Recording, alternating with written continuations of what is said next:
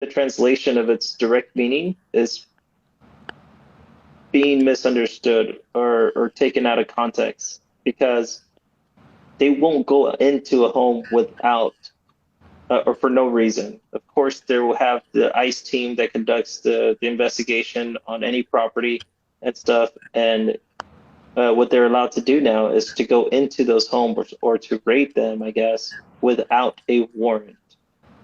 Um, so they still have to have probable cause, but we're talking about, and I'm from a border town, by the way. Somebody asked if I was from Texas. Like, yes, I'm from Texas. I'm from a border town in Texas. So this stuff is no shit. Like you'll have safe houses full of people and kids, women, like all of them in a small home, and they're malnourished. They're living in terrible conditions. Like one restroom for like 50 people, and it's not well maintained. And they can stay in these houses for days, weeks. Um, so those are the places that they're talking about, and sometimes getting a warrant for them to go into these places is time consuming. Uh, so what this is doing is this is now uh, reducing the time to intervent or to intervene and go in there and rescue them. Violation is a violation. I got that. I know what you're saying, but you know, have you heard the deal with modern problems require modern solutions? So this is a modern problem. This is something that did not exist back in the old days, and what it seems like they're doing is they're adjusting to the problem. They are finding ways to better the situation, and that's by intervening quickly. You know, so don't think that if you're a law-abiding citizen, you have done nothing wrong. You know, you're not suspicious. You're not, getting paid to house people temporarily. You'll be fine. No one's going to go into your home. However, if you have a history of doing that, we call them like coyotes, of like transporting people through the border to safe houses and then out into the U.S. Like if you're in those type of circles and you draw a lot of attention to yourself, then yes, there is a likelihood that your house might get raided because you have illegals in your house. I think people are uh, super cautious about our leadership right now. Well, in this, obviously in the United States, we're hearing about it every day about how either what's going wrong in our country, how it's not getting better, and how everything is just getting worse. And it's not just our country; it's the world. It's the world right now. The world's in a pretty bad spot. But I'm noticing. I don't know if you read into the original print for the WHO or what they were trying to do. But the United States had made a proposal for them to be able to come in, and right now they're talking about the monkey. I'm gonna call it the monkey herps. So TikTok won't let me actually say the other part. Yeah, But they yeah. were talking about that being a national or a world emergency if it gets too far, and they're already telling them to get involved. And one of the proposals was for them to be able to come into the United States. They won't have to ask any questions or anything. They could kind of like with the border law. They could just kind of uh, arrest. No, no, not the border law. They could kind of arrest you, take you, and quarantine you. But that's only if you're not abiding with the restrictions that would be in place. But it's on the table right now.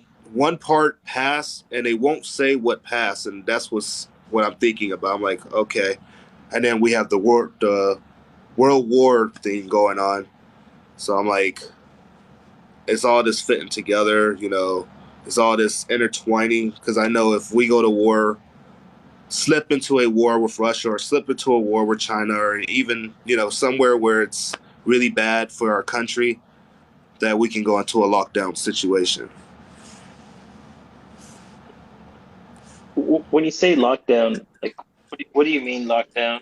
it's not like, is it like the COVID rules lockdown, like close the airspace and stuff, like martial law lockdown? Yeah, kind of like a martial law. Um, Kind of okay. like a martial law. So, fuck, like, man, I think you have a valid concern. Um, Attack on Homeland would definitely impose martial law if it is a land attack or sea attack. I think that might trigger one for sure. Because you have like each state has their own national guard, right? Yeah. And then you have the reserve. But here's the thing, and I'm not sure if a lot of people are aware of this, but active duty army cannot operate inside the U.S. We only operate outside the U.S. And that's by design.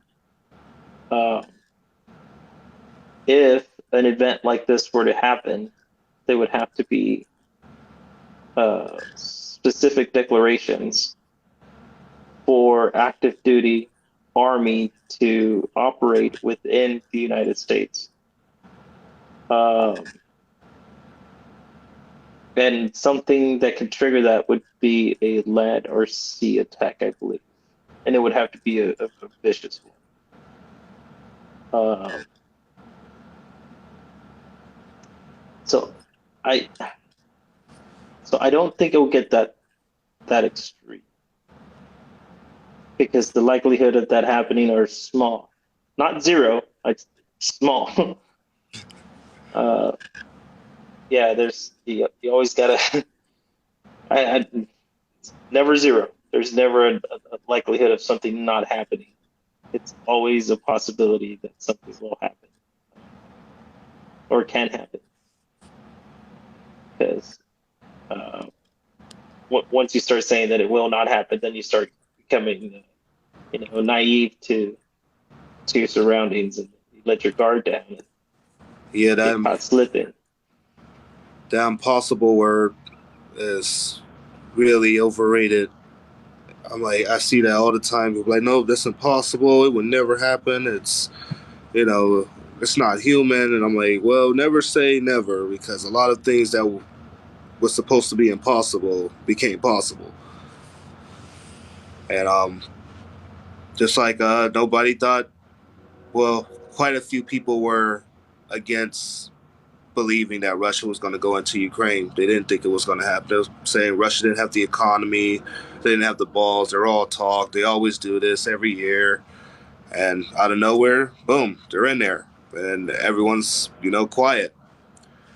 Now, what brought my concern, and I don't know if you saw this, and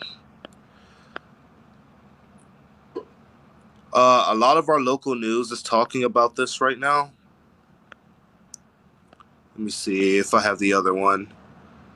And I really want your view on it. I'll find the other one. But it's a big thing right now. They're saying the risk of nuclear weapons being used is the highest since the Cold War. And then they're saying they're doing reverse of what they're after the Cold War. They were getting. Wait, this is not the bottom of that one. Hold on, let me see if I can find another one. But they're saying the chances of nuclear weapons being used right now is the highest since the Cold War, and that countries are actually building up on their nuclear weapons now instead of uh, getting rid of them, because they were getting rid of them. I'd say that's a valid statement. I think the risk of that happening is definitely higher now than it has been in the last several decades. Um, the Cold War is probably the other time where there was an elevated sense of alert. So yeah, I mean, that's a good conversation. Here Is we it go. high? Yeah. Okay. Yeah. Is it higher? Yeah. Um, does it mean it's going to happen though?